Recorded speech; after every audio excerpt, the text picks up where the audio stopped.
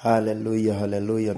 Matthew chapter number 19 verse number 26, maandiko anasema ya kwamba Yesu akawatazama na akawaambia kwamba kwa mwanadamu haya hayawezekani, lakini kwa Mungu yote yanawezekana. Matthew 19:26 akawaambia kwamba kwa mwanadamu haya hayawezekani, lakini kwa Mungu yanawezekana. Kuna vitu ambazo ukiangalia kimacho ya mwanadamu hiyo jambo aliwezekani, lakini kipindua macho uangalie katika macho ya imani, hiyo jambo linawezekana katika jina la Yesu. Paulo alifikia mahali akasema ya kwamba sio mimi ninayefanya haya, mbali ni Kristo aliye ndani yangu.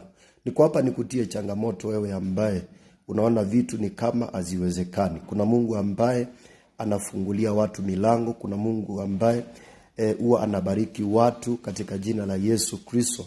Maandiko anasema Yesu akawatazama na akawaambia kwa mwanadamu haya hayawezekani. Kwa hivyo hao watu walikuwa wanaona ya kwamba hili jambo haiwezekani. Vile wewe siku ya leo najua kwamba uko na challenge, unaulizaje, inawezekanaje watoto wangu wasome? Inawezekanaje mimi nikaendelea? Inawezekanaje mimi nikatoka katika maisha kama haya?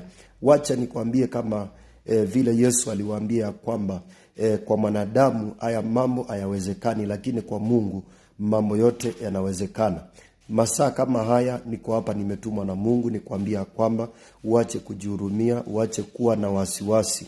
Kuna Mungu ambaye anasaidia watu na Mungu ambaye anafungua milango. Uende ya kwamba hauna kazi, uende ya kwamba watoto wanafukuzwa shule kwa sababu ya school fees.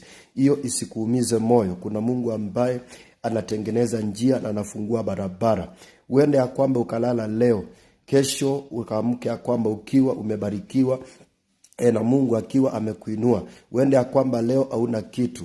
Uende ya kwamba leo unahangaika na unasumbuka kwa sababu ya maisha yako na kwa sababu ya watoto wako, watakula nini, watavaa nini.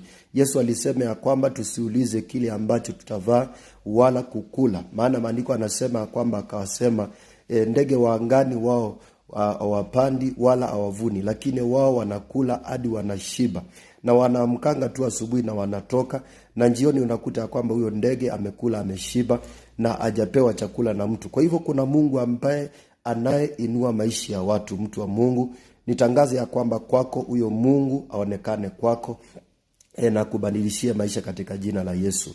In the mighty name of Jesus Christ, in Jesus name.